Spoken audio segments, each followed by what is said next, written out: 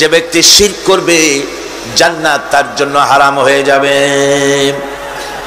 আল্লাহ রাব্বুল আলামিন বলেন, ইন্নাহু মান ইউশরিক বিল্লাহি ফাকাদ হারামাল্লাহু আলাইহিল জান্নাতা ওয়া মাওয়াহুন নার ওয়া মা লিয-যালিমিনা মিন আনসার।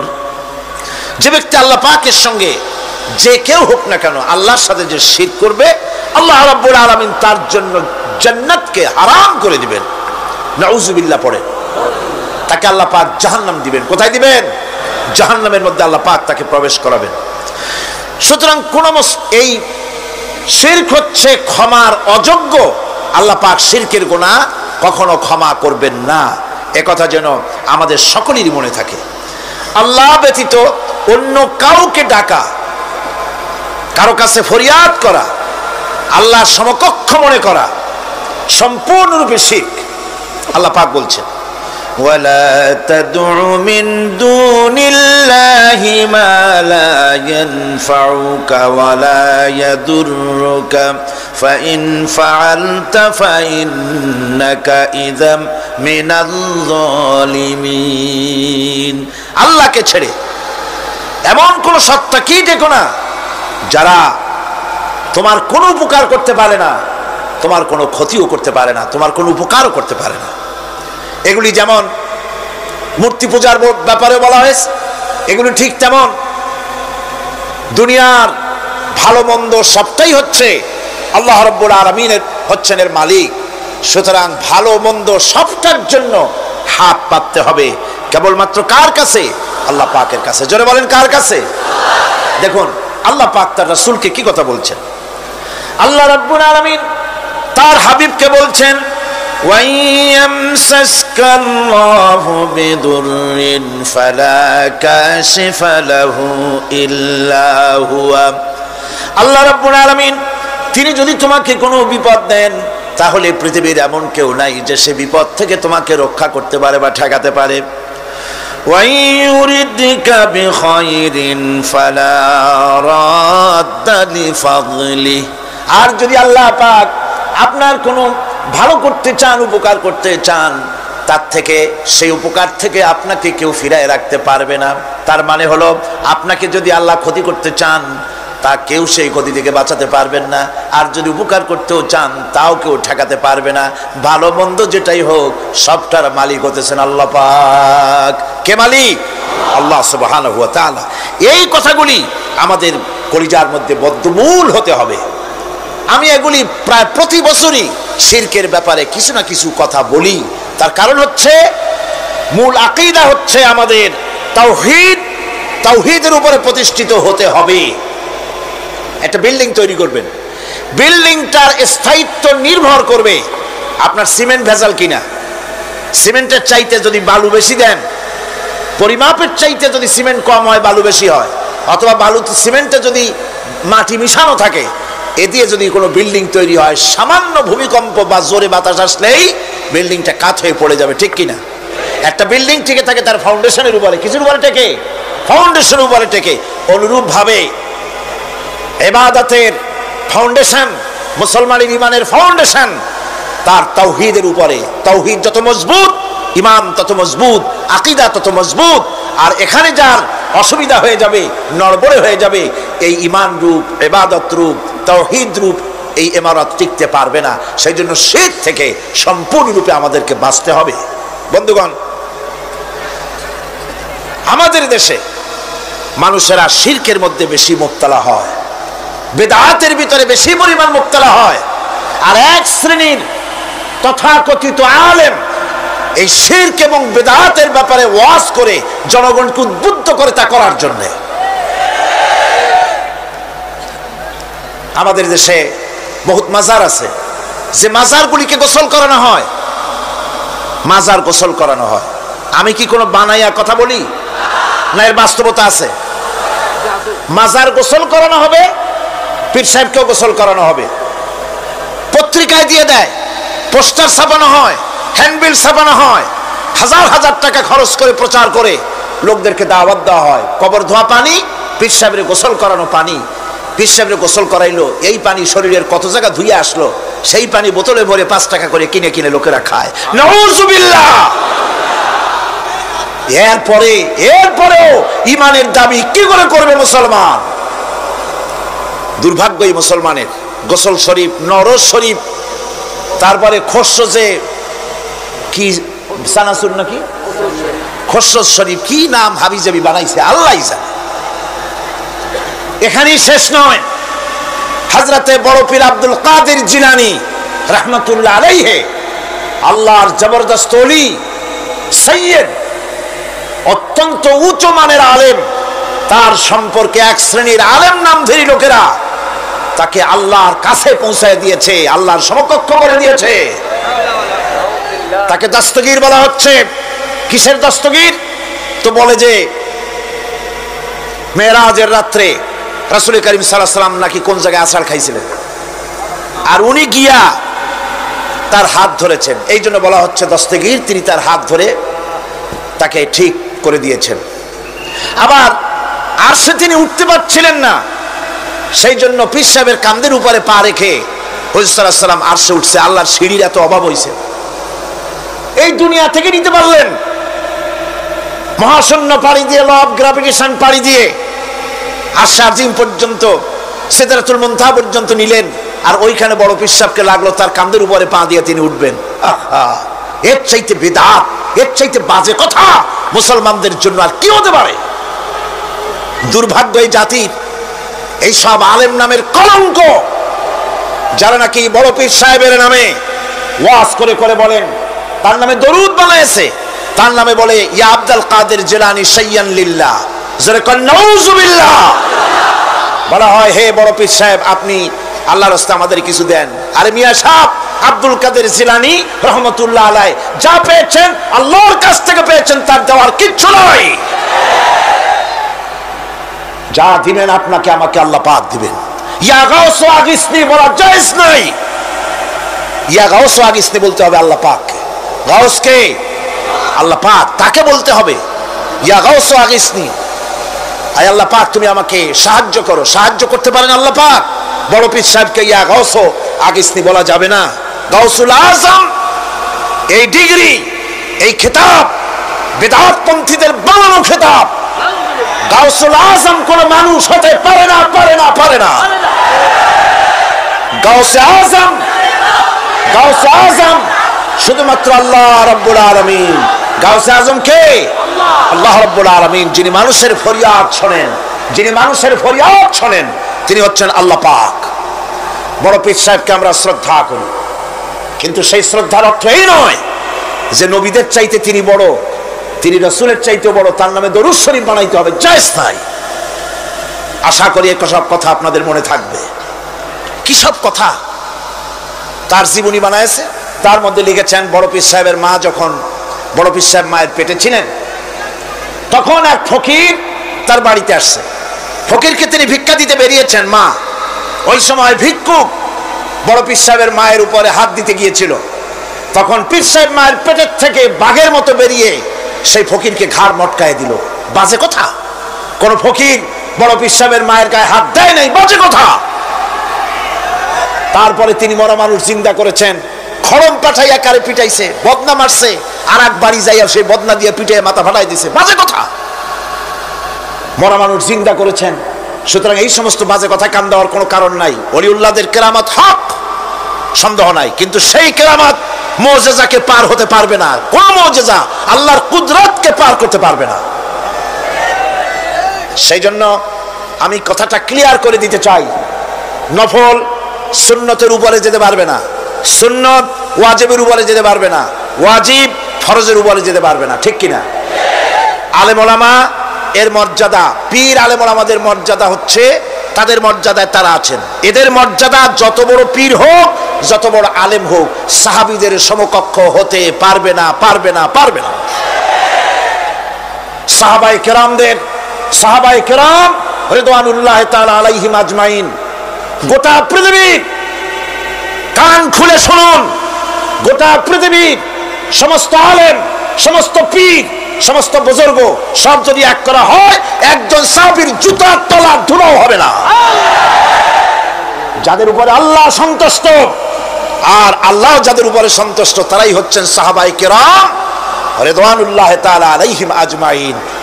সুতরাং ওলামা পীর বুজুর্গ সাহাবীদের সমান নয়, সাহাবীরা কোনোদিন নবীর সমান নয়, আর নবীরা কোনোদিন আল্লাহর মর্যাদার সমকক্ষ নয়। কথা ক্লিয়ার হয়েছে? সুতরাং আজ আমাদেরকে বুঝতে হবে ওয়া ইয়াকা নাস্তাইন, ইয়াকা নাবুদু, তোমার ইবাদত করি, ওয়া ইয়াকা নাস্তাইন, কেবল তোমার কাছেই সাহায্য চাই। খতমে গাউসিয়া বানাইছে, কোথায় পেয়েছেন? আমরা ওই ধরনের বুজুর্গদের কথা মানি না, যা কোরআনে নাই, যা হাদিসে নাই, নতুন করে যা তৈরি হয়েছে মানি না। আমাকে দেখতে হবে কোরআনে আল্লাহ পাক কি বলেছেন, হাদিস কি বলেছে। এটার নাম ঈমান, এটার নাম কি? কোরআন হাদিস পড়ে যে ঈমান আর আকীদা রক্তের মধ্যে, কলিজার মধ্যে ঢুকেছে, আমাকে যদি হত্যা করা হয়, আমাকে যদি জ্বালানো হয়, পোড়ানো হয়, এই আকীদা থেকে এক চুল সরে যাব না। এখন আমাদেরকে এই আকীদা মজবুত করতে হবে। গোলামি করব আল্লাহর, সাহায্য চাইব আল্লাহর কাছে। এবার আসেন, আল্লাহ রাব্বুল আলামিন সূরা ফাতিহার ভিতরে আমি বলেছিলাম এটা একটা অভিনন্দন পত্র। এটা কি? অভিনন্দন পত্র। বান্দা অভিনন্দন পত্র পেশ করতেছে কার কাছে? আল্লাহর কাছে। এই অভিনন্দন পত্রের কয়টা ভাগ ছিল? 3টা ভাগ। প্রথম ভাগে হলো প্রশংসা, দ্বিতীয় ভাগে পরিচয়। মাশাআল্লাহ, মনে আছে সকলে। এবার আসছে 3য় অধ্যায়। এবার মূল দাবি, প্রশংসা করেছি, পরিচয় দিয়েছি, আমরা তোমার বান্দা। এবার প্রশ্ন হচ্ছে চাও কি? পরিচয় তো শুনলাম, চাও কি? আল্লাহ রাব্বুল আলামিন আমাদেরকে শিখায় দিলেন কত বড় মেহেরবান তিনি, কত দয়ালু তিনি। তার কাছে চাওয়ার ভাষাটাও তিনি আমাদের শিখাই দিলেন। জনগণ সুবহানাল্লাহ। রব্বুল আলামিন আমাদের শিখালেন এভাবে চাও, ইহদিনাস সিরাতাল মুস্তাকিম সিরাতাল্লাযীনা আন'আমতা আলাইহিম গায়রিল মাগদুবি আলাইহিম ওয়ালাদ-দাল্লিন। হায় আল্লাহ, ইহদিনাস সিরাতাল মুস্তাকিম, একটা রাস্তা চাই, সহজ সরল সঠিক একটি পথ চাই তোমার কাছে। সেই পথটা চাই যে পথ হচ্ছে নিয়ামত প্রাপ্তদের, অভিশপ্ত এবং পথভ্রষ্টদের পথ নয়। যে পথ নিয়ামত প্রাপ্তদের, ওই ধরনের একটা পথ আমরা চাই। পথ দেখাবার মালিককে কোরআনে কারীম বলছে, আল্লাহ রাব্বুল আলামিন বলেন, ওয়া আলাল্লাহি কাসদুস সাবিলি ওয়া মিনহা জাইরুন ওয়ালাউ শাআ লাহাদাকুম আজমাইন। ওয়া আলাল্লাহি কাসদুস সাবিল, সোজা রাস্তা বলে দেওয়ার দায়িত্ব আমি আল্লাহর। সোজা রাস্তা বলে দেওয়ার দায়িত্ব কার? তিনি বলছেন বলার দায়িত্ব আমার, সোজা রাস্তাটা আমি বলে দেব। আল্লাহ রাব্বুল আলামিনের কাছে বান্দা যখন রাস্তার দাবি করলো, সোজা পথ চাই, সহজ পথ একটা তোমার কাছে চাই, রব্বুল আলামিন সূরা ফাতিহার 7টা আয়াতের এই অভিনন্দন পত্রের জবাবে 30 পারা কোরআন শরীফ আল্লাহ পাক বান্দারে দান করে দিলেন। জবাবে বলে দিলেন, ওয়া আনিবুদুনি হাযা সিরাতুম মুস্তাকিম। সোজা রাস্তাটা হলো আমার আনুগত্য, আমার গোলামি, আমার দাসত্ব, এটাই হলো সোজা রাস্তা। এই সোজা রাস্তাটা আমি বলবো। রাস্তা তো অনেক হতে পারে, কিন্তু সোজা রাস্তা বলে দেওয়ার দায়িত্ব কার? আল্লাহ পাকের। দেখেন এই যে বিশাল মাহফিল, এই মাহফিলে যত লোক আসছে সব লোক কি একমতের, এক চিন্তার, এক আদর্শে? না। এই কয়েক লক্ষ জনতার ভেতরে হাজারো মতের লোক আছে, হাজারো চিন্তার লোক আছে, হাজারো আদর্শের লোক আছে। সব আদর্শ, সব চিন্তা, সব কি ঠিক? সবটাই কি নির্ভুল? না, সঠিক নির্ভুল একটা। কয়টা হয়? একটাই হয় মাত্র। এই জন্য আমি দৃষ্টান্ত দিতে গিয়ে বলি, অঙ্ক পরীক্ষা যেদিন হয়, ছেলেরা অঙ্ক পরীক্ষা যেদিন দেয়, সেই অঙ্ক পরীক্ষা দিতে গিয়ে অঙ্ক যারা ভুল করে তাদের ফলাফল কয় রকম হয় বলেন? হ্যাঁ, অনেক রকম হয়। আর যাদের অঙ্ক যাদের ঠিক হয় তাদের ফলাফল কয় রকম? একরকম। তার অর্থ কি? তার অর্থ হলো ভুলের পথ অনেক আর হকের পথ, বাতিলের পথ অনেক, ভুলের পথ অনেক, সঠিক এবং হক যেটা তার পথ হচ্ছে মাত্র একটা। এই জন্যে আল্লাহ রাব্বুল আলামিন তিনি সোজা রাস্তা বলে দেওয়ার দায়িত্বটা নিয়েছেন। কোরআন বলছে প্রত্যেকটি সৃষ্টির শুরু হতে শেষ পর্যন্ত 4টা স্তর পার হতে হয়। তার সর্বশেষ স্তর হলো হেদায়াত। 4টে স্তর পার হওয়ার সর্বশেষ স্তর হচ্ছে হেদায়াত। আল্লাযী খালাকা ফাসাওয়া ওয়াল্লাযী কাদ্দারা ফাহাদা। তিনি সকল বস্তুকে সৃষ্টি করেন এবং তারপর তার পরিমাপ, তার কর্মপথ, তার হেদায়েত তিনি দিয়ে দেন।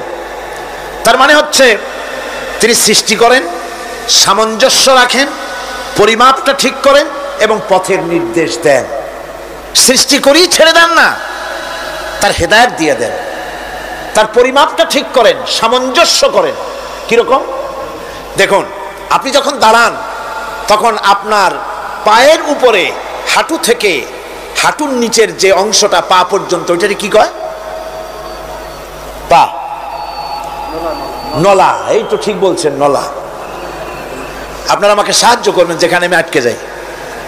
নলা, এই নলাটা পায়ের সেন্টারে যদি রাখা হতো, বোঝেন ভালো করে, পায়ের সেন্টারে এই জায়গাটা, এটা ধরুন পা, এই জায়গাটায় যদি হতো পায়ের নলাটা, হয় সিটায় পড়তেন না হয় ফুটোয় পড়তেন।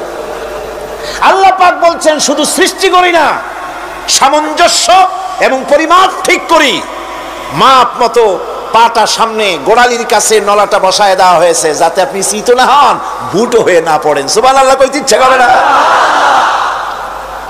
এই নলাটা যদি আঙ্গুলের দিকে আসতো আর পাটা যদি পিছনের দিকে বেশি অংশ থাকতো, যতই সামনে হাঁটতেন ততই পিছনে চলে যেতেন। ভূত নাকি, ভূতের পা থাকে নাকি পিছনের দিকে, বলে লোকেরা, আমি দেখি টেকি নেই। ভূত নাকি সামনে আগাতে গেলে পিছনে চলে যায়। এ পায়ের সামঞ্জস্যটা, অনেক কথা বলবো না, 2-1টা দৃষ্টান্ত দেবো, তাতেই বুঝে ফেলবেন। আল্লাহ পাক বলেন শুধু সৃষ্টিই করি না, তার সামঞ্জস্য এবং পরিমাপকে ঠিক করে দেয়। মুরগির বাচ্চা ডিমের থেকে বেরোয়, তারে যদি ওর মায়ের শুদ্ধ যদি আপনি ফালায় দেন, পানির মধ্যে ডুবে মরে যাবে। আর ওর মার চিৎকারের চোটে সারা গ্রামের মানুষ এক জায়গায় হবে। আর হাঁসের ডিম থেকে বাচ্চা বেরোলে সেই বাচ্চা আর মা বাবা দুজনকেই ফালায় দেন পানির মধ্যে, সাঁতরায় উঠে আসবে। ঠিক কিনা? কে শিখালো সাঁতার? কে শিখালো? শুধু সৃষ্টিই করেন না, আল্লাহ পাক সৃষ্টি করেন, সামঞ্জস্য এবং পরিমাপকে ঠিক করেন এবং তাকে পথের নির্দেশ দেন। এটা হলো সর্বশেষ। সৃষ্টি করে ছেড়ে দেন না। যেমন কোরআনে কারীমে হযরত ইব্রাহিম আলাইহিস সালাম তিনি তার সম্প্রদায়ের সাথে যে কথোপকথন করেছিলেন, বিষয়টি আল্লাহ পাক কোরআনে কারীমের মধ্যে কোট করে দিলেন। এই হেদায়েতের বিষয় সেখানে আছে বলে আল্লাহ পাক বিষয়টা কোরআনে জায়গা করে দিলেন। ওয়া ইয ক্বালা ইব্রাহিমু লিআবিহি ওয়া কওমিহি ইন্নানি বারাউম মিম্মা তা'বুদুন ইল্লাল্লাযী ফাতারানি ফাইন্নাহু সায়াহদিন।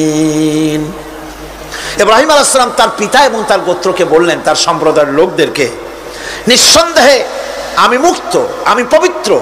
তোমরা যেসব জিনিস দিয়ে যেসব এর ইবাদত করো, গোলামি করো, আনুগত্য করো, আমি তার থেকে পবিত্র। আমি তো শুধু ইবাদত করি, গোলামি করি সেই স্রষ্টার, যিনি আমাকে সৃষ্টি করেছেন। আমার সম্পর্ক শুধুমাত্র সেই সত্তার সাথে যিনি সৃষ্টি করেছেন। আল্লাযী খালাকানি ফাহুয়া ইয়াহদিন, যিনি আমাকে সৃষ্টি করে শুধু সৃষ্টি করেন নাই, আমাকে হেদায়েত দিয়েছেন, আমাকে পথের দিশা দিয়েছেন। ওয়াল্লাযী হুয়া ইউতঈমুনি ওয়া ইয়াসকিন, যিনি আমাকে সৃষ্টি করেছেন, তিনি হেদায়েত দিয়েছেন। আর আমি যখন তৃষ্ণার্ত হই তিনি আমাকে পান করান, আমি যখন ক্ষুধার্ত হই তিনি আমাকে আহার দেন। ওয়া ইযা মারিতু ফাহুয়া ইয়াশফিন, আর যখন অসুস্থ হই তখন তিনি আমাকে রোগমুক্ত করে দেন। সুবহানাল্লাহি বিহামদি। তাহলে কি হলো? অর্থাৎ যে প্রতিপালক তার প্রতিপালন পদ্ধতি আমার সকল প্রয়োজন মিটান, যিনি আমাকে পান করান, আহার করান, অসুস্থ হলে যিনি আমাকে সুস্থ করেন, হেদায়েতের কামটা তিনি আরেকজনের জন্য রাখেন নাই, তিনি আমার হেদায়েতের ব্যবস্থাও করেছেন। ভাইরা আমার, আল্লাহ রাব্বুল আলামিন শুধু সৃষ্টি করেন নাই, সৃষ্টি করে হেদায়েত দিয়েছেন, মানুষকে হেদায়েতের রাস্তা বলে দিয়েছেন। সঠিক পথ কোনটি সেই পথের কথাও তিনি পরিষ্কার করে বলে দিয়েছেন। এই জন্য আল্লাহ পাক বলেন, কোরআন মাজিদ হেদায়েতকে বিরাট দান বলে ঘোষণা করেছে। মানুষের জন্য যে হেদায়েত আল্লাহ দিয়েছেন তা সবচাইতে বড় দান। জোরে কোন সুবহানাল্লাহ। ইন্না খালাকনাল ইনসানা মিন নুতফাতিন আমশাজিন নাবতালিহি ফাজআলনাহু সামিআম বাসীরা। আমি মানুষের মিলিত শুক্র দ্বারা নুতফা দিয়ে আমি মানুষ সৃষ্টি করেছি এবং তাকে একে একে বিভিন্ন স্তর পার করেছি। তাকে শ্রবণ শক্তি দিয়েছি, তাকে দর্শন শক্তি দিয়েছি। ইন্না হাদাইনাহুস সাবিলা ইম্মা শাকিরান ওয়া ইম্মা কাফুরা। নিশ্চয়ই আমি তাদেরকে তাদের কর্মপন্থা প্রদান করেছি, আমি তাদেরকে হেদায়েত দিয়েছি, চলার পথের দিশা দিয়েছি। এখন ইচ্ছে করলে সে কৃতজ্ঞ হতে পারে, ইচ্ছে করলে অকৃতজ্ঞতার পথ অবলম্বন করতে পারে। আমি তাকে হেদায়েত দিয়ে দিয়েছি, পথ দেখিয়ে দিয়েছি। ডান এবং বাঁ দুটি রাস্তা আল্লাহ পাক দেখিয়ে দিয়েছেন। আসহাবুল ইয়ামিন, আসহাবুশ শিমাল, একটা ডানপন্থী আর একটা বামপন্থী। আমাদের দেশে কিছু লোক আছেন নাম মুসলমান, কিন্তু বলে যে আমরা বামপন্থী আন্দোলন করি, অথচ সমস্ত ডানপন্থীদের জায়গা হবে জান্নাতে যদি জান্নাতের আমল করতে পারে। ডানপন্থীদের নেতা হচ্ছেন দুনিয়ার সমস্ত পয়গম্বরেরা, আর বামপন্থীদের নেতা হলো শয়তান। বামপন্থীদের নিয়ে শয়তান যাবে কিয়ামতে জাহান্নামে। আল্লাহ পাক রাস্তা বলে দিয়েছে। আল্লাহ রাব্বুল আলামিন বলেন, আলাম নাজআল লাহু আইনাইনি ওয়া লিসানান ওয়া শাফাতাইন ওয়া হাদাইনাহুন নাজদাইন। আমি কি তোমাদের দুটি চক্ষু দেই নাই, দেখার জন্য দুটো চোখ দেই নাই? আমি কি তোমাদেরকে কথা বলার জন্য দুটো ঠোঁট দেই নাই? এরপরে আমি কি তোমাদেরকে ভালো মন্দ বোঝার জন্য আমি কি হেদায়েত দেইনি? ভালো মন্দ সবটা বোঝার জন্য আমি তোমাদেরকে হেদায়েত দিয়েছি। সুতরাং এই হেদায়েতের রাস্তা ছেড়ে দিয়ে তোমরা নিজেদেরকে গোমরাহির মধ্যে ডুবিয়ে দিও না। আমার দেওয়া হেদায়েতের রাস্তায় নিজেদেরকে পরিচালিত করার জন্য প্রচেষ্টা করো। আল্লাহ পাক বলেন, ওয়াল্লাযীনা জাহাদু ফীনা লানাহদিয়ান্নাহুম সুবুলানা ওয়া ইন্নাল্লাহা লামাল মুহসিনিন। যারা আমাকে পাওয়ার জন্য সাধনা করেছে তাদের পথ প্রদর্শন করা আমার জন্য অবশ্য কর্তব্য। অন্য জায়গায় আল্লাহ পাক বলেছেন, ওমান ইয়াত্তাকিল্লাহা ইয়াজআল লাহু মাখরাজা। যে ব্যক্তি আমাকে ভয় করে চলে, আমার প্রতি আশা করে, ভরসা করে, তার জন্য আমি রাস্তা তৈরি করে দিই। সুবহানাল্লাহি ওয়া বিহামদিহি। সুতরাং হেদায়েত আল্লাহ পাক দিয়েছে, এমন নয় যে তিনি রাস্তা তৈরি করেন নাই। কোরআন খোদাই হেদায়েতের নাম দিয়েছে হুদা। খোদাই হেদায়েতের নাম কি? হুদা। এই কোরআনের এক নাম হচ্ছে, এই কোরআনের এক নাম কি? হুদা। কোরআন বলছি, فمن تبع هداي فلا خوف عليهم ولا هم يحزنون।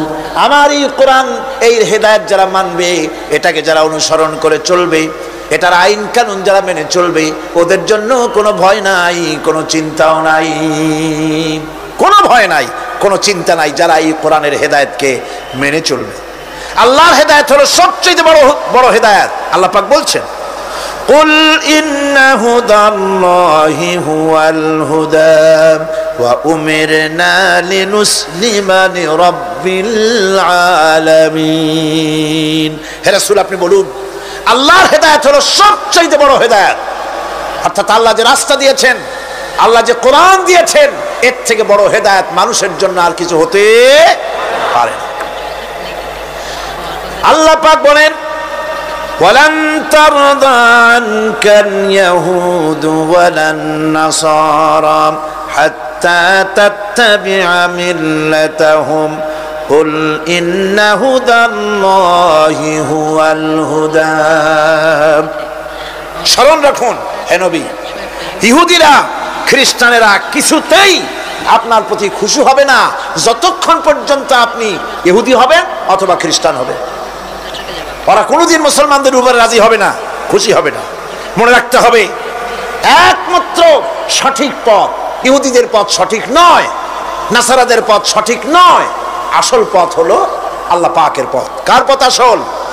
আসল রাস্তা, আসল পথটি আল্লাহ পাক কোরআনে কারিমের মধ্যে বিশদভাবে বলে দিয়েছেন। এবং ইহদিনাস সিরাতাল মুস্তাকিমের ব্যাপারে আল্লাহ পাক কোরআনে সাফ করে বলে দিয়েছেন যে আমি এর বিনিময় তোমাদেরকে কোরআন দিলাম।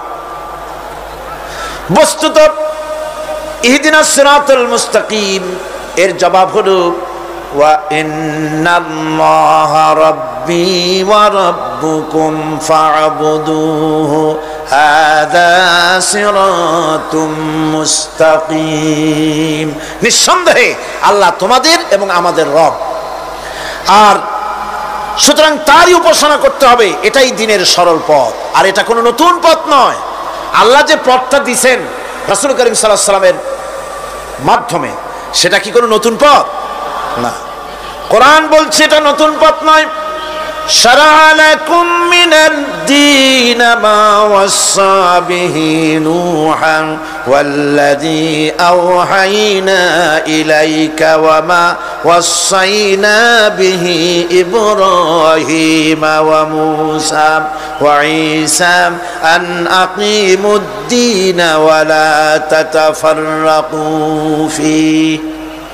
শারা'a লাকুম মিনাদ দীন, এই দিন তিনি তোমাদের জন্য সেই দিনই মনোনীত করেছেন যা হযরতে নূহ আলাইহিস সালাম এর উপরে তিনি ওসিয়ত করেছেন।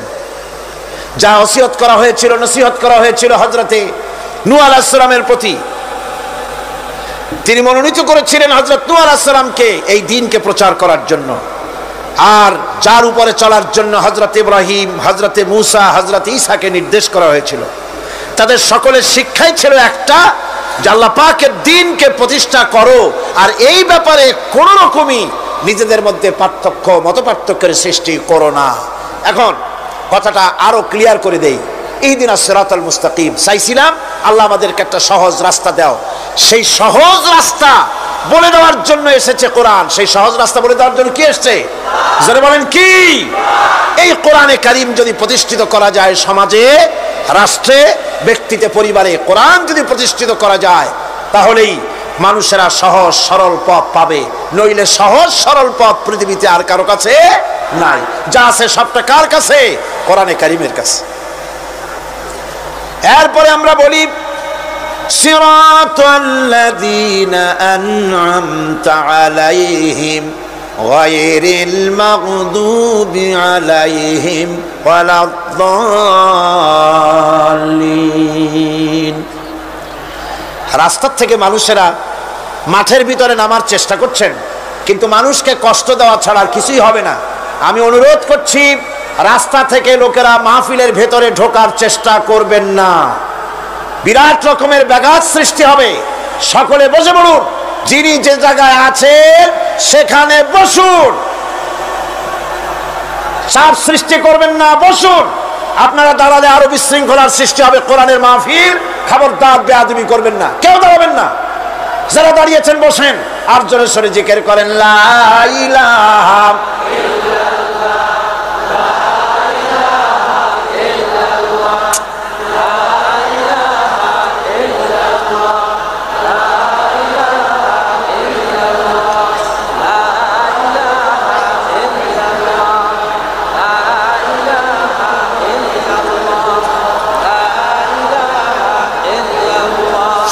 লা ইলাহা ইল্লাল্লাহ, জোরে করেন লা ইলাহা ইল্লাল্লাহ, লা ইলাহা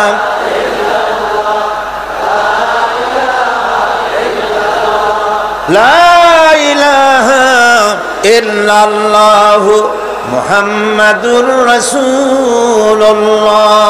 আল্লাহ আল্লাহ আল্লাহ আল্লাহ আল্লাহ আল্লাহ আল্লাহ আল্লাহ, আরো জোরে করেন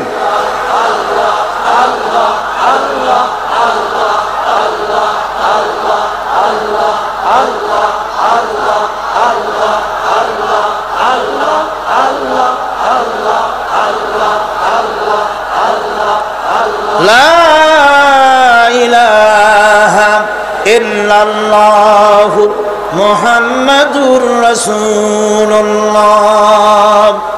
বন্ধুগণ, এত বড় বিশাল মাহফিল, পুলিশ আর্মি কেউ এটাকে কন্ট্রোল করতে পারবে না। এটাকে কন্ট্রোল করার দায়িত্ব আল্লাহ পাকের। কার দায়িত্ব? আল্লাহর কাছে সাহায্য চাই। আল্লাহ পাক কোরআনের মাহফিল, কোরআন শোনার জন্য মানুষের কাছে সহজ করে দাও, জোরে কোন আমিন। প্রচন্ড রকমের মানুষের চাপ সৃষ্টি হয়েছে। আপনারা রাস্তা থেকে মানুষকে চাপাচাপি করবেন না, সবাই বসেন, হাঁটতে চেষ্টা করবেন না। এত বড় মাহফিল, আপনি হাঁটিয়া মানুষকে কষ্ট দিবেন না। যারা যেখানে দাঁড়ায়ছেন সেখানে বসেন, বরকত হবে। হাঁটলে গুনাহ হবে, হাঁটবেন না। বন্ধুগণ, আমি আজ খুব লম্বা কথা বলবো না, কারণ মানুষের প্রচন্ড, অতীতের যে কোনো বছরের তুলনায় প্রচন্ড চাপ সৃষ্টি হয়েছে মানুষের। আমি কথা গোছায় আনতেছি। সিরাতুল মুস্তাকিম, এজন্য মডেল দরকার। কার অনুসরণ করব? আল্লাহ পাক শিখায় দিলেন, সিরাতাল্লাযীনা আন'আমতা আলাইহিম। পড়েন সবাই, সিরাতাল্লাযীনা আন'আমতা আলাইহিম গায়রিল মাগদুবি আলাইহিম ওয়ালাদ-দাল্লিন। আয় আল্লাহ, অনুগ্রহপ্রাপ্ত দল, সেই রাস্তা, অনুগ্রহপ্রাপ্তদের রাস্তা চাই। তোমার মনোনীত ব্যক্তি, অনুগ্রহপ্রাপ্ত যারা, তাদের পথ অনুসরণ করতে চাই। এই অনুগ্রহপ্রাপ্ত দল কারা, সে কথা কোরআন শরীফে বলা হয়েছে। আল্লাহ রাব্বুল আলামিন বলেন, وَمَن يُطِعِ اللَّهَ وَالرَّسُولَ فَأُولَئِكَ مَعَ الَّذِينَ أَنْعَمَ اللَّهُ عَلَيْهِمْ مِنَ النَّبِيِّينَ وَالصِّدِّيقِينَ وَالشُّهَدَاءِ وَالصَّالِحِينَ وَحَسُنَ أُولَئِكَ رَفِيقًا। আর যে ব্যক্তি আল্লাহ এবং রাসূলের আনুগত্য স্বীকার করলো, নিঃসন্দেহে সে অনুগ্রহপ্রাপ্তদের সঙ্গী হলো। সেই অনুগ্রহপ্রাপ্ত কারা? নবীজির 4 শ্রেণীর লোক। কয় শ্রেণী? বলেন সবাই, কয় শ্রেণী? নবীজিন, সিদ্দিকিন, শুহাদা, সালিহিন। এই 4 শ্রেণীর লোক হচ্ছে আল্লাহ পাকের অনুগ্রহপ্রাপ্ত লোক। কোন আলহামদুলিল্লাহ। এরাই হলো অনুগ্রহপ্রাপ্ত দল। এখন নবী কারা? নবী হচ্ছেন যারা নাকি আল্লাহ পাকের কাছ থেকে ওহী প্রাপ্ত হয়েছেন, নিখিল মানুষের চিরন্তন শান্তি এবং কল্যাণের জন্য আল্লাহ পাকের নিকট থেকে সত্যের বিধান লাভ করেছেন। তারাই হচ্ছেন নবী, যারা আল্লাহ পাকের কাছ থেকে ওহী প্রাপ্ত হয়েছেন। আর নবীরা হচ্ছেন মাসুম, নবীরা হচ্ছে বেগুনাহ। নবীদের কোনো ভুল নাই, নবীদের কোনো গুনাহ নাই। কারণ সুবহানাল্লাহ, এই পৃথিবীর মধ্যে সুপার কোয়ালিটির মানুষ, সর্বশ্রেষ্ঠ মানুষ কারা? নবীরা। সর্বশ্রেষ্ঠ মানুষ কারা? এখানে আবার এক শ্রেণীর লোকেরা বলে যে নবীরে মানুষ কওয়া যাবে না।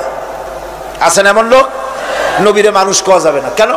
কেন? নবীর সম্মান কত। আচ্ছা, নবীরে মানুষ বলবো না তো বলবোটা কি? নবীরা কি ফেরেশতা? যদি ফেরেশতা বলি তাহলে কি নবীদের মর্যাদা বাড়ানো হলো? বলেন আপনারা, বাড়ানো হলো? তাহলে নবীদেরকে কি বলবো? তারা কি জেন? যদি জেন বলি তাহলে তাতে কি মর্যাদা বাড়বে? সবচাইতে মর্যাদা বেশি কার? মানুষের। সুতরাং এক শ্রেণীর লোকেরা খামোখাই আলেম নামধারী লোক, অথচ নবীকে মানুষ বলতে রাজি না। কোরআনে কারীম সাফ করে আল্লাহ পাক পরিষ্কার করে বলেছেন, قُلْ إِنَّمَا أَنَا بَشَرٌ مِثْلُكُمْ يُوحَى إِلَيَّ أَنَّمَا ইলাহুকুম ইলাহু ওয়াহিদ। নবী বলুন, আমি তোমাদের মতো মানুষ, আমার উপরে ওহী আসে, ইন্নামা আনা বাশারুম মিসলুকুম, তোমাদের মতো মানুষ। একটু ভালো করে বিষয়টা বোঝেন। আরো বলেছি আমি, আজকে আবার স্মরণ করায় দেই।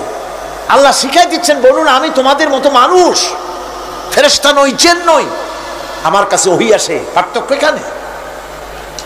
তবে আরো পার্থক্য আছে, সেটা হচ্ছে আমরা হচ্ছি সাধারণ মানুষ, নবীরা হচ্ছেন অসাধারণ মানুষ।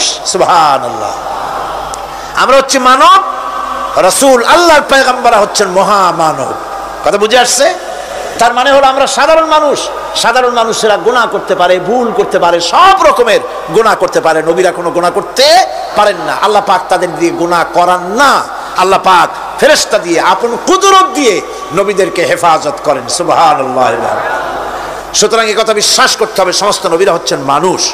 নবীদের আদর্শই কেবলমাত্র আদর্শ, সেই আদর্শকেই গ্রহণ করতে হবে, তাকেই একমাত্র নেতা হিসাবে গ্রহণ করতে হবে। আমার নেতা বলতেও রাজি না।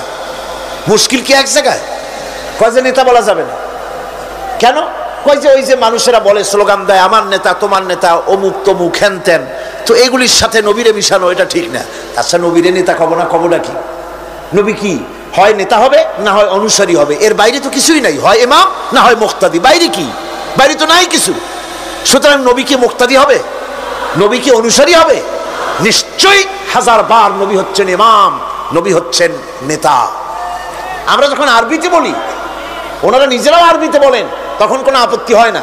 আল্লাহুম্মা সাল্লি আলা সাইয়্যিদিনা মুহাম্মদ। সাইয়্যিদিনা মানে হচ্ছে আমাদের লিডার, আমাদের নেতা। সাইয়্যিদিনা যখন বলে তখন আপত্তি করে না, কিন্তু আমাদের নেতা বললেই আপত্তি করেন। বাংলা ভাষা, বাংলাদেশি মানুষ হইয়া বাংলা ভাষার প্রতি গভীর জ্ঞান দেখলে দুঃখই হয়। বন্ধুগণ, মনে রাখতে হবে, নবী হচ্ছেন মাসুম, বেগুনাহ এবং নেতা, আর মুহাম্মদ সাল্লাল্লাহু আলাইহি ওয়াসাল্লাম হচ্ছেন বিশ্ব নেতা, এটা কোনো সন্দেহ নাই। এই নবীর অনুসরণ করতে হবে। সিদ্দিকিন হচ্ছে সত্যকে যারা উদার, উন্মুক্ত, অকুণ্ঠ চিত্তে, দ্বিধাহীনভাবে যারা গ্রহণ করেছে, এর বিপরীত যারা করেই নাই, তারাই হচ্ছেন সিদ্দিকিন।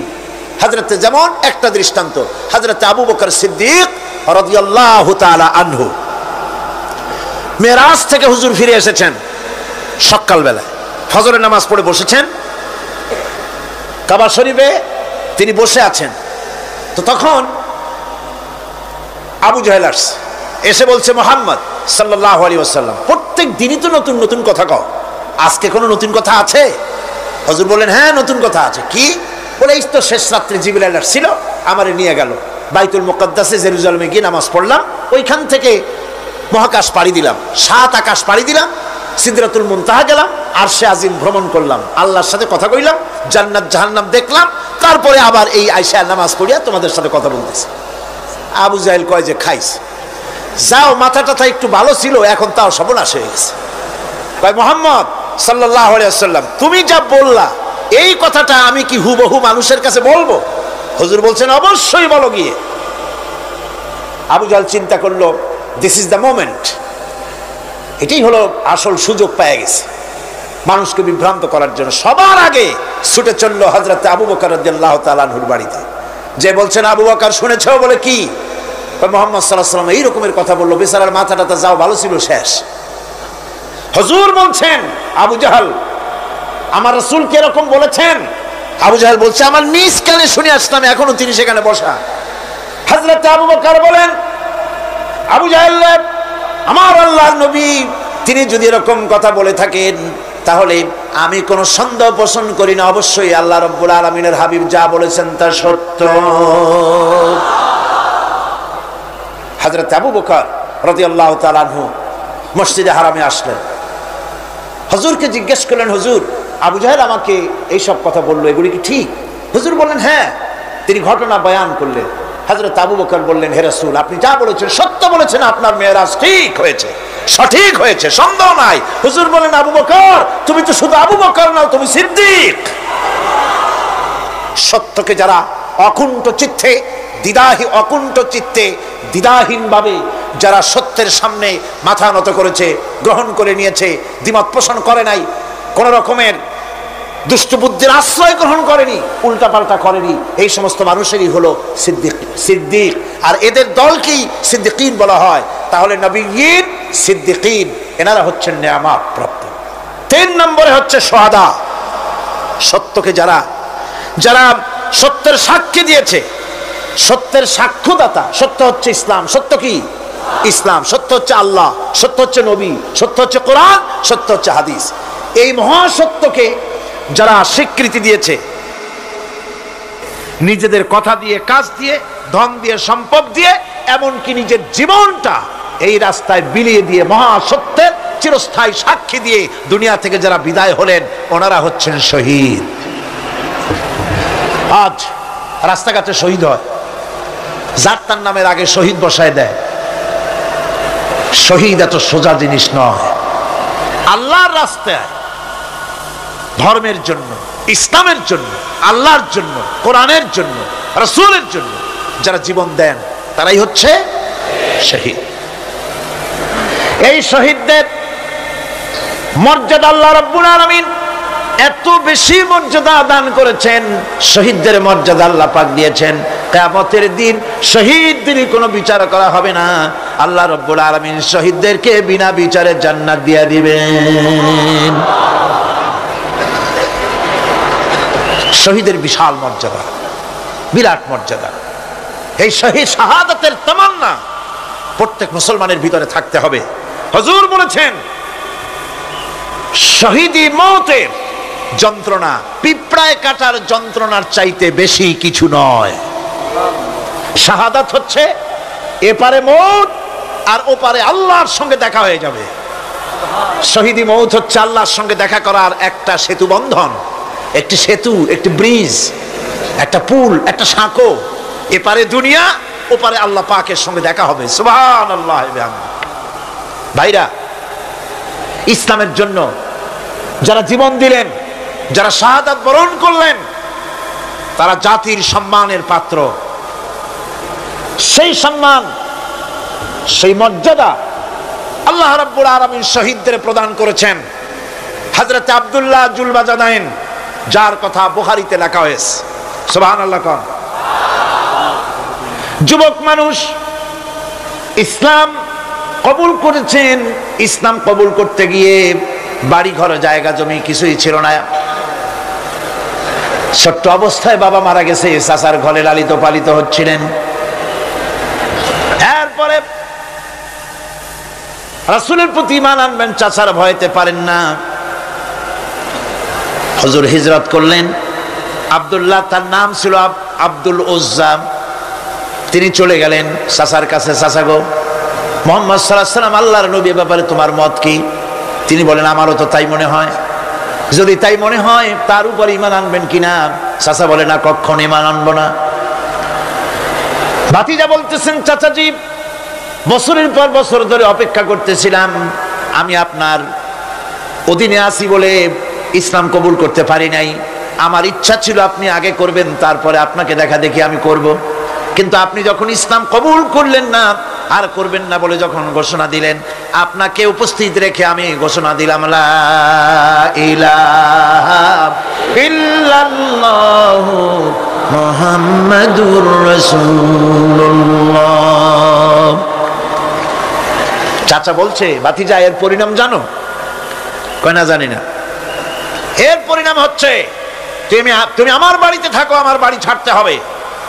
বললেন, রাজি আছি। উট, ছাগল, ভেড়া, ঘোড়া যা দিছি ছাড়তে হবে। বলছে, রাজি আছি। চাচা বলছে, শুধু তাই নয়, পরনে যে লুঙ্গি আছে, গায়ে যে জামা আছে, আমার পয়সার লুঙ্গি জামা ছাড়তে হবে। ভাতিজা বলছে, ঈমানের জন্য যা চাও সব ছাড়িয়ে দেব। জামা লুঙ্গি খুলে ফেলে দিয়া দিলেন। হাদিস।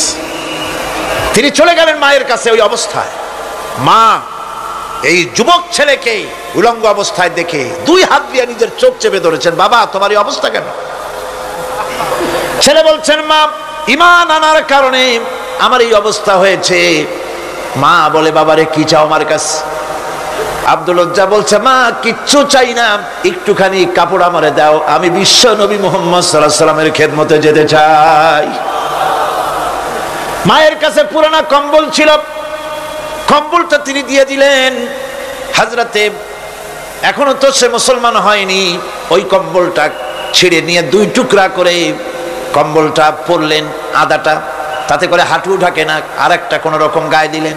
এরপরে হেঁটে হেঁটে কষ্ট করে মদিনায় চলে গেলেন।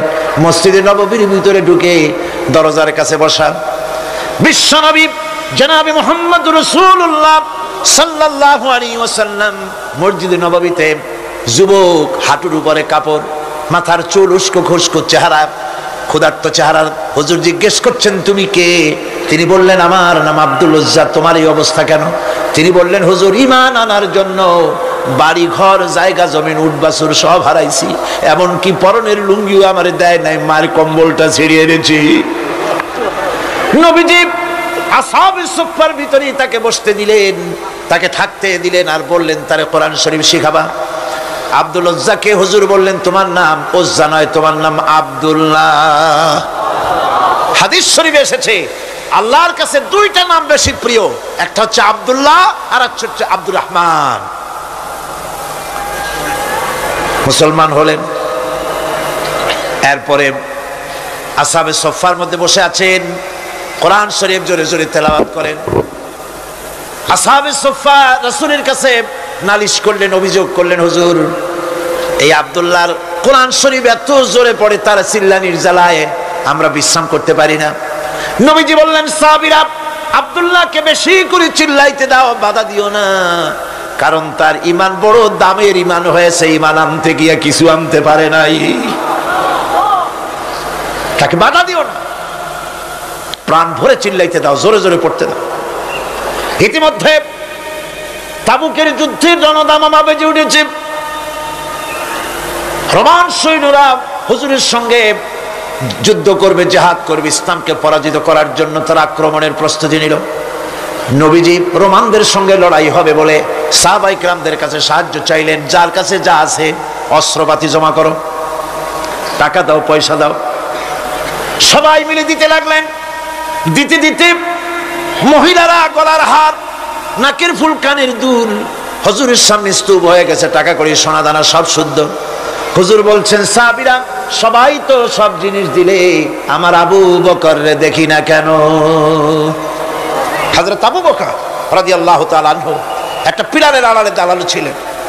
হুজুরের ডাক শুনে তিনি আসলেন, হাতে ছোট্ট একটা থলি, চোখে পানি। থলিটা হুজুরের হাতে তুলে দিলেন। হুজুর থলি ছাড়লেন, দেখা গেল কয়েকটা দিরহাম আর কয়েক কেজি গম, আর কিছু নাই।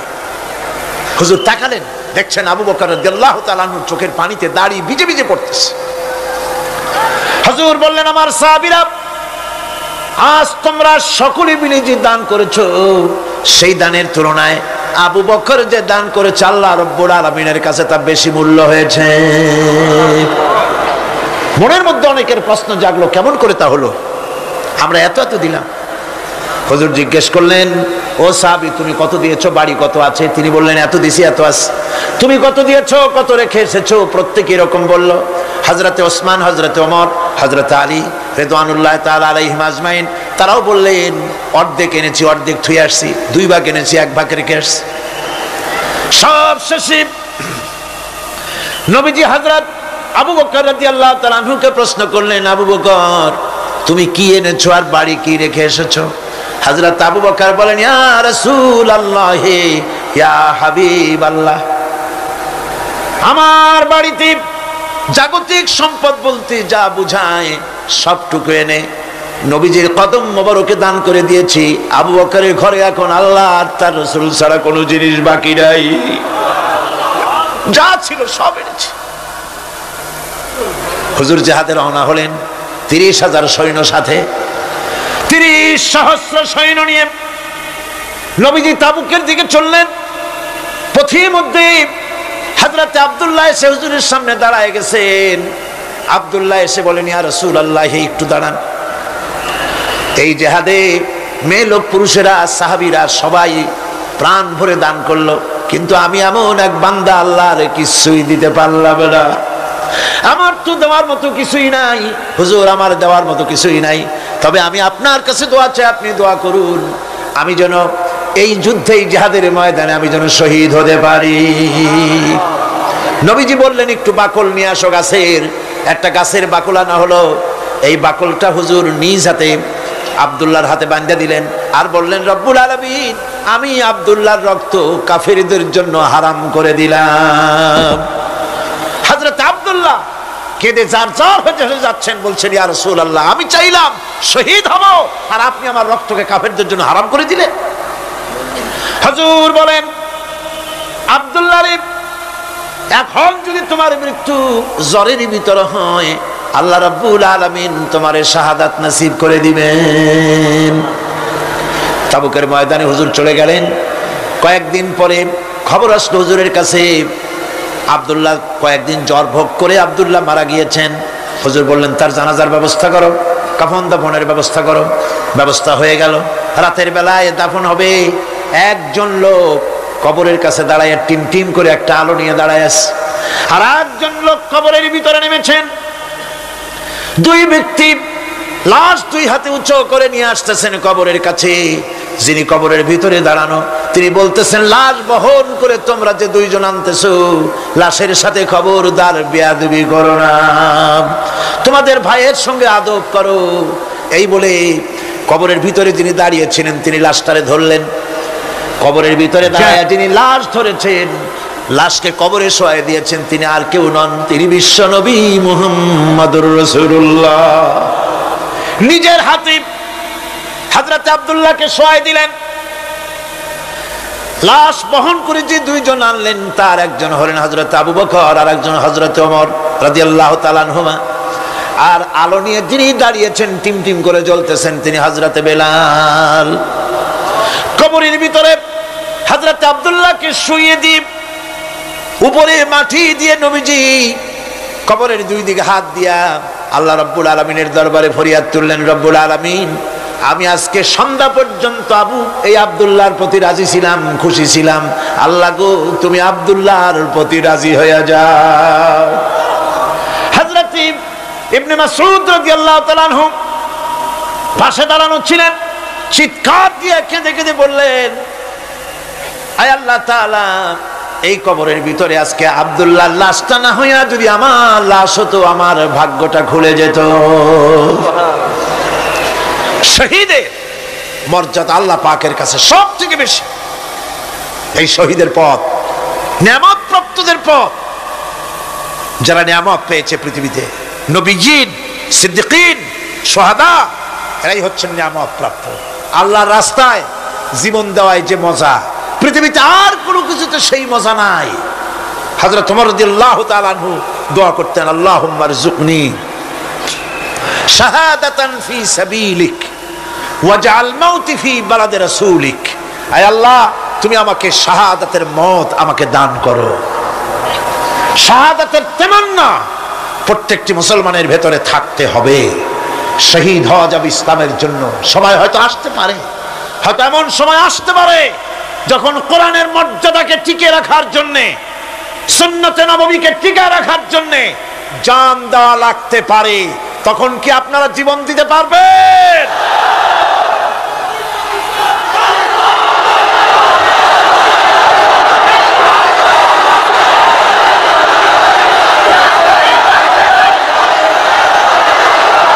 এরপরে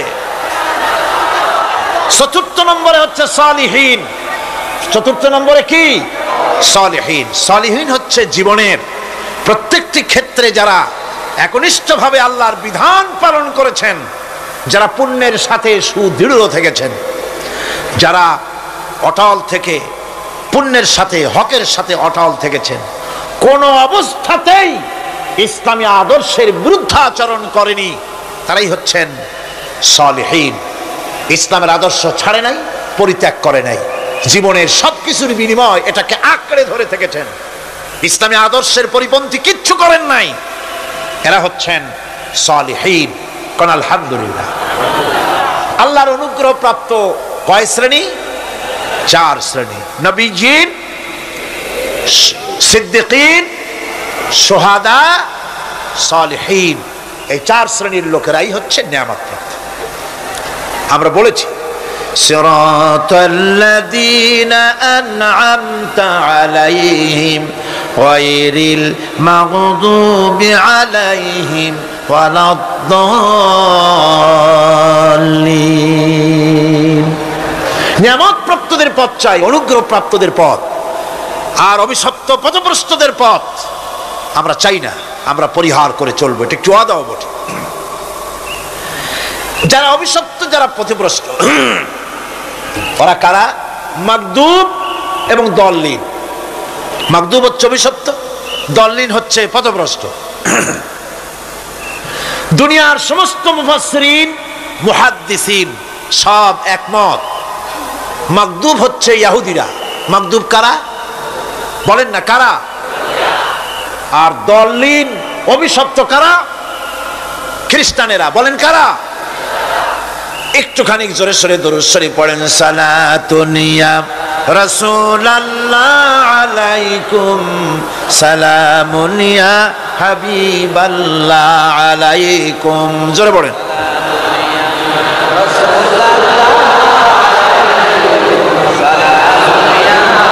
আদা সালাতুন ইয়া রাসূলুল্লাহ।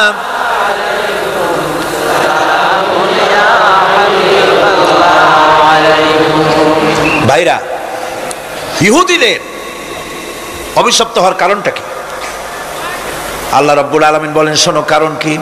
وَضُرِبَتْ عَلَيْهِمُ الْمَسْكَنَةُ ذَلِكَ بِأَنَّهُمْ كَانُوا يَكْفُرُونَ بِآيَاتِ اللَّهِ وَيَقْتُلُونَ الْأَنْبِيَاءَ بِغَيْرِ حَقٍّ ذَلِكَ بِمَا عَصَوْا وَكَانُوا يَعْتَدُونَ। তাদের উপর দারিদ্র এবং অসহায়তার অভিশাপ বর্ষিত হয়েছে। এর কারণ হলো তারা আল্লাহ পাকের আয়াতকে অস্বীকার করেছে, তারা অকারণে আল্লাহর নবীদেরকে হত্যা করেছে এবং প্রত্যেকটি ব্যাপারে আল্লাহর শরীয়তের সীমা লঙ্ঘন করেছে। যুরিবাত আলাইহিমুল যিল্লাতু ওয়াল মাসকানা ওয়া বাউ বিগাদাবিন মিনাল্লাহ।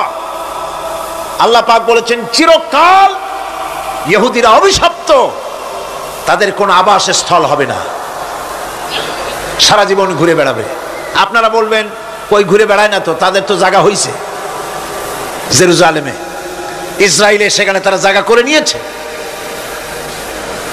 তাহলে এটা কেমন হলো? এটা এইভাবে হচ্ছে, ওখানে তাদেরকে প্রতিষ্ঠিত করেছে আমেরিকা, ঠিক কিনা?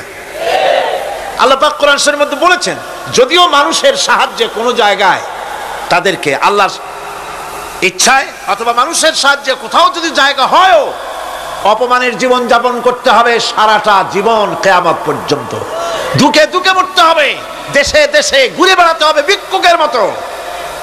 সে অবস্থাই হয়েছে। আমেরিকা ওদের উপর থেকে হাত উঠায় নিক, মধ্যপ্রাচ্যের আজকের 20 ফোড়া ইসরায়েল, আমেরিকা যদি তাদের রুবুবিয়াতে প্রতিপালনের হাতটা উঠায় নেয়, তাহলে আরব দেশে যত লোক আছে যুদ্ধ করা লাগবে না, এক পাশে গিয়ে পেশাব করলে ভাইসে লোহিত সাগরে চলে যাবে। সুতরাং এই ইহুদিদের পথ অনুসরণ করা যাবে না। ইহুদিরা অপরাধ করছিল কি? একটু আগেই বললাম, তারা আল্লাহর আয়াতকে অস্বীকার করেছে, তারা নবীদেরকে হত্যা করেছে, এটাই হলো তাদের অপরাধ। তারা শরীয়তের ব্যাপারে বাড়াবাড়ি করেছে। আর খ্রিস্টানরা, তাদের অপরাধ কি? তাদের অপরাধ হচ্ছে তারা আল্লাহর বিধানের উপরে তারাও বাড়াবাড়ি করেছে। তারা নিজেদের আল্লাহর বিধান বাদ দিয়ে নিজেদের মন গড়া জীবন যাপন শুরু করেছে। তারা ঈসা আলাইহিস সালামকে আল্লাহর ছেলে বানাইছে। তারা মদ খায়, তারা জিনা করে, তারা শুকর খায়। তাদের উপরে শরীয়তকে সম্পূর্ণ বুড়ো আঙ্গুল দেখায়া তারা মুশরিকের চাইতেও খারাপ হয়ে গিয়েছে, ঠিক কিনা? এরা, হিন্দুরা কখনো বলে না যে আল্লাহর ছেলে মেয়ে আছে, বলে নাকি? কিন্তু ওরা আল্লাহর ছেলে বানাইছে, মেয়ে বানাইছে, বউ বানাইছে। নাউজুবিল্লাহ। আমেরিকায়, ইংল্যান্ডে, সেসব জায়গায় গির্জায় আজ আর খ্রিস্টান যাওয়ার লোক নাই। সপ্তাহে একদিন ইবাদত করে, সানডে। সেই সপ্তাহের একদিন ইবাদত করতে লোক পাওয়া যায় না।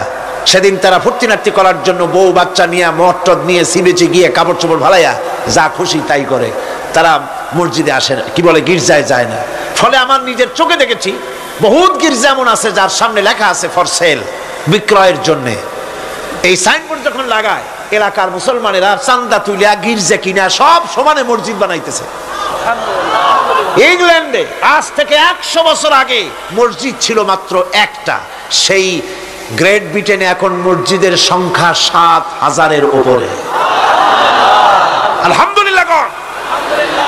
সুতরাং এই খ্রিস্টান এবং ইহুদিদের পথ অনুসরণ করা যাবে না, কিন্তু তারপরেও আমরা অনুসরণ করছি না, করছি না, করছি। বিশ্বকবি, কবি সম্রাট আল্লামা ডক্টর ইকবাল রহমাতুল্লাহ আলাইহি সুন্দর করে বলেছেন, ওয়াদা মে হো তুম নসারা তু তামাদ্দুন মে হনুদ, ওয়াদা মে হো তুম নসারা তু তামাদ্দুন মে হনুদ, ये मुसलमान है जिन्हें देख के शर्माए यहूद। चल चलने हिंदू তুমি, বেশভূষাতে খ্রিস্টান, মুসলমান এই যারে দেখে ইহুদ করে লজ্জা জ্ঞান। তুমি নাকি মুসলমান? কাপড় চোপড় দেখলে মনে হয় তুমি তো খ্রিস্টান, জামা কাপড় তোমার অবস্থা দেখলে মনে হয় তুমি খ্রিস্টান, তোমার ওঠা বসা বিয়ে শাদী সংস্কৃতি দেখলে মনে হয় তুমি হিন্দু,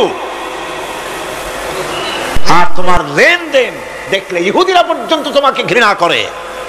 কথা ঠিক কিনা? কথা ঠিক কিনা? এই হলো মুসলমানদের অবস্থা। সুতরাং আল্লাহ পাক বলছেন ইহুদিদেরকে ছাড়তে হবে, খ্রিস্টানদের অনুকরণ ছাড়তে হবে। ইহুদি খ্রিস্টান সকলের অনুকরণ ছেড়ে দিয়ে নিয়ামত প্রাপ্ত ওই 4 শ্রেণীর লোকের অনুসরণ করতে হবে, তাহলেই খাঁটি মুসলমান হওয়া যাবে। কোন আলহামদুলিল্লাহ। এই হলো সূরা ফাতিহা, যা গত আজকের দিন সহ 5 দিন আমরা আলোচনা করলাম। কোন আলহামদুলিল্লাহ। এখন এই সূরা ফাতিহাকে আমি আপনাদের পকেটে উঠাই দিতে চাই, যাতে করে মনে থাকে। 5 দিনের অনেক কথা এক জায়গায় করে দিলে মনে করতে সুবিধা হবে, ঠিক কিনা? মনে রাখতে সুবিধা হবে। সূরা ফাতিহা আয়াত কয়টা? এই 7টি আয়াতের 7টি শিক্ষা আছে। সূরা ফাতিহার শিক্ষা 1, সকল প্রশংসা কেবলমাত্র হাদিস শরীফে এসেছে, ইদা মুদিহাল ফাসিকু ইহতাজ্জাতিল আরশ। যখন কোন ফাসিকের প্রশংসা করা হয়, যে ব্যক্তি নামাজ পড়ে না, রোজা করে না, দিন মানে না, ঈমান নাই, চরিত্র নাই, এমন লোককে যখন প্রশংসা করা হয়, আল্লাহ পাকের আরশ গোসায় থরথর করে কাঁপতে থাকে। সুতরাং সমস্ত প্রশংসা হবে কার?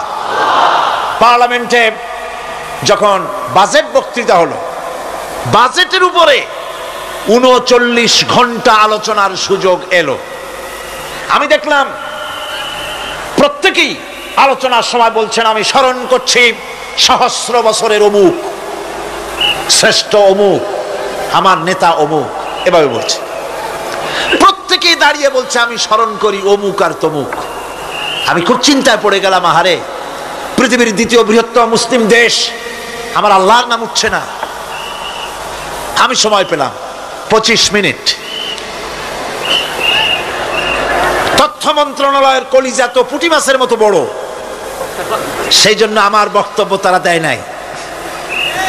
ওই 25 মিনিটে আমি যে আলোচনা করেছি, আমি প্রথম দাঁড়ায়া আমার তৃপ্তি, মনে হয় এই রকমের তৃপ্তি আমার কখনো নিকট বর্তমানে কোনোদিন হয়েছে কিনা আল্লাহই জানে। ওই দিন আমি যা তৃপ্তি পেয়েছি, আমি দাঁড়িয়ে বললাম নাহমাদু নুসাল্লি আলা হামদ সানা কুইয়া, তারপরে বললাম আমি স্মরণ করছি হৃদয়ের সবটুকুন আবেগ উজাড় করে, জীবনের সব শ্রদ্ধা একত্রিত করে আমি স্মরণ করছি। যখন বলছি দেখি 2 দিকের মানুষ হতচকিত হয়েছে, কার নাম কই? আমি বললাম আমি স্মরণ করছি বিশাল ওই আকাশের মালিক, বিস্তীর্ণ এই জমিনের মালিক, কুল কায়নাতের মালিক আমার আল্লাহ রাব্বুল আলামিনকে স্মরণ করছি।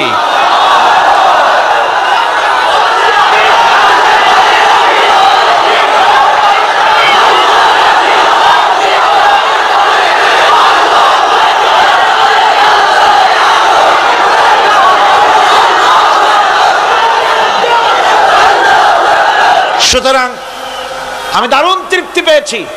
আপনাদেরকেও বলি, প্রশংসা হবে কেবলমাত্র আল্লাহ পাকের। প্রশংসা কার? আর প্রশংসা হবে বিশ্ব নবী জনাবে মুহাম্মদ রাসূলুল্লাহ সাল্লাল্লাহু আলাইহি ওয়াসাল্লাম। চিৎকার মেরে সারা জীবন আল্লাহ এবং রাসূলের প্রশংসা করতেই থাকবে ইনশাআল্লাহ।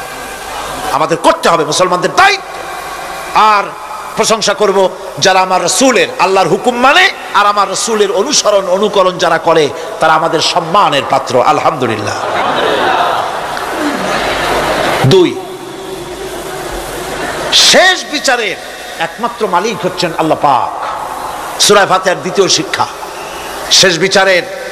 শেষ বিচারের দিন, ডে অফ জাজমেন্ট, শেষ বিচারের দিনের মালিককে একচ্ছত্র অধিপতি আল্লাহ রাব্বুল আলামিন। যেদিন কেউ কথা বলতে পারবে না আল্লাহ পাকের নির্দেশ ছাড়া, সেই হাসরের মাঠের একচ্ছত্র মালিক আল্লাহ পাক। সুপ্রিম কোর্টের সুপ্রিম কোর্ট, সমস্ত জাস্টিসদের জাস্টিস হবেন আল্লাহ সুবহানাহু ওয়া তাআলা। এটা হলো দ্বিতীয় শিক্ষা, মনে রাখতে হবে। সেদিন আল্লাহ পাক তিনি বিচার করবেন, কঠিন বিচার হবে সেদিন, এটা মনে রাখতে হবে। 3 নম্বরের শিক্ষা হচ্ছে সূরা ফাতিহার শিক্ষা নাম্বার 3, জীবনের সকল ক্ষেত্রে গোলামি, আনুগত্য, দাসত্ব একমাত্র কেবলমাত্র শুধুমাত্র আল্লাহ রাব্বুল আলামিনের। গোলামি কার হবে? চিল্লায় বলেন, কার হবে? 3। 4 নম্বরে সাহায্য চাইতে হবে কেবলমাত্র কার কাছে? আল্লাহ পাকের কাছে। 5, হেদায়েতের গ্রন্থ হিসাবে গ্রহণ করতে হবে আল্লাহ পাকের কোরআনে কারীমকে। 6, অনুসরণ করতে হবে কেবলমাত্র নবীয়িন, সিদ্দিকিন, শুহাদা, সালেহিনদেরকে। 7, জীবনের সকল স্তর থেকে ইহুদি এবং নাসারাদের প্রভাব মুক্ত করতে হবে নিজের জীবনকে। ইহুদি, নাসারা, আল্লাহ বিরোধী যারা মুশরিক, নাস্তিক, মুরতাদ, এই সবগুলি থেকে নিজেকে মুক্ত করতে হবে। গোলামি হবে কেবলমাত্র আল্লাহ পাকের।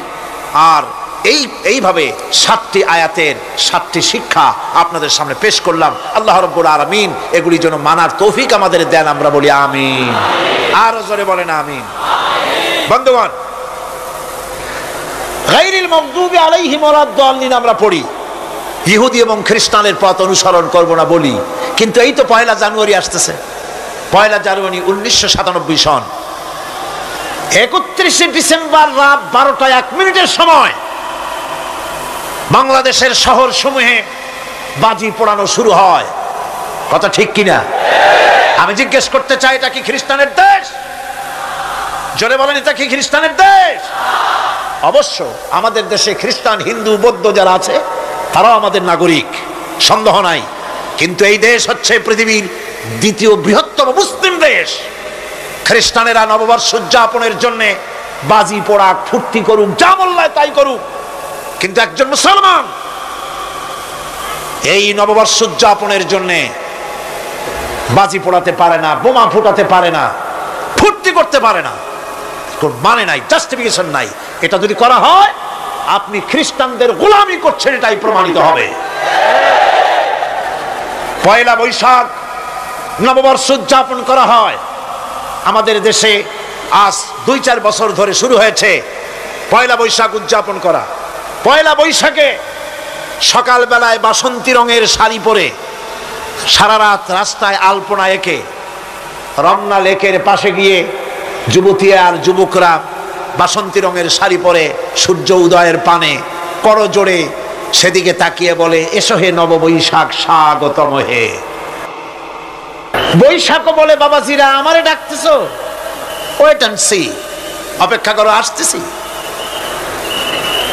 যে বৈশাখকে ডাকা হলো স্বাভাবিক বৈশাখ কাল বৈশাখী রুদ্র রূপ ধারণ করে 180 মাইল স্পিডে এসে বাড়ি ঘর কল কারখানা ভাঙ্গা জনমের মতো স্বাগতম হে।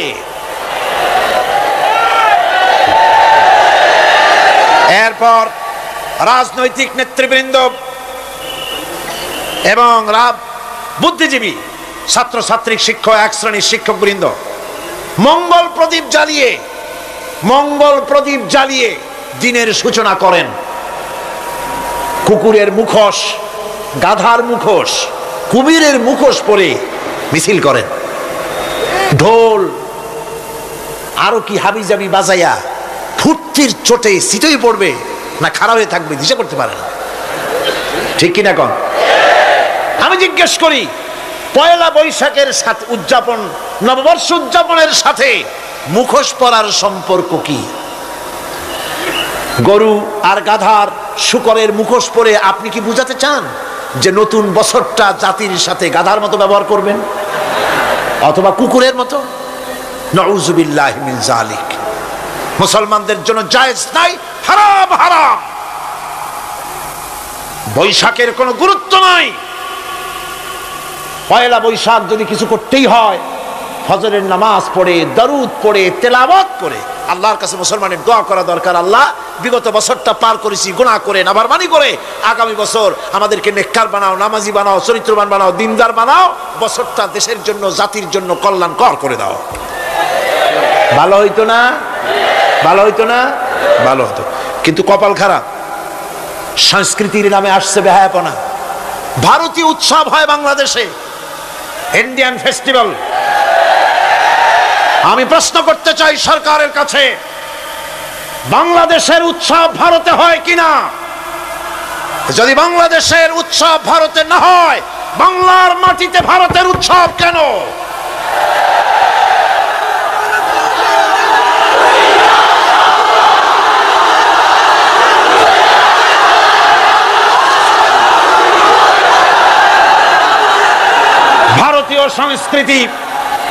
ভারতীয় সংস্কৃতি মুসলমানদের জন্য এইডসের চাইতেও মারাত্মক।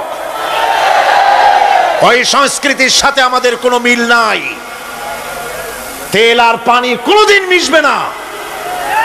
আমাদের সংস্কৃতি সম্পূর্ণ আলাদা, ঈমান ভিত্তিক, তাওহীদ ভিত্তিক সংস্কৃতি আমাদের। যুবতী মেয়েদেরকে এনে প্রতিদিন সপ্তাহে সপ্তাহে ডজনকে ডজন শিল্পী আনা হচ্ছে আমাদের দেশে, গায়িকা, নর্তকী। আমাদের দেশের ভাবমূর্তিকে নষ্ট করা হয়েছে। গান বাজনার দিকে উঠে পড়ে লেগে গিয়েছে জাতি আজ। এই জাতির দুর্ভাগ্য কোথায় গিয়ে ঠেকবে আল্লাহ পাক জানেন। আমরা মুসলমান, আমাদের উন্নতি, আমাদের অরুজ, আমাদের জওয়াল, আমাদের উন্নতি আর আমাদের অবনতি কিসে হবে?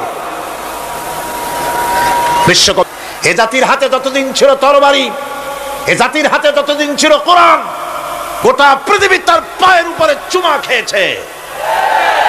আর যেদিন কোরআনের পরিবর্তে জাতির হাতে এসেছে তানপুরা, বেহালা, ঢোল, সারিন্দা, নারিন্দা, সারেগামা, পাদানিসা, তখনই কপাল পুড়েছে জাতির।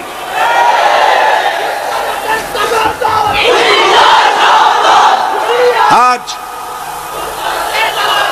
আমাদের দেশে স্বাধীনতার রজত জয়ন্তী উদযাপন হয়েছে, শুধু গান আর গান, নাচ আর নাচ। সরকারের কোটি কোটি টাকা খরচ হয়েছে। স্বাধীনতার জন্য তো উৎসব করবই। স্বাধীনতা থাকলে আমরা থাকব, স্বাধীনতা না থাকলে আমরা গোলাম হয়ে যাব, ঠিক কিনা?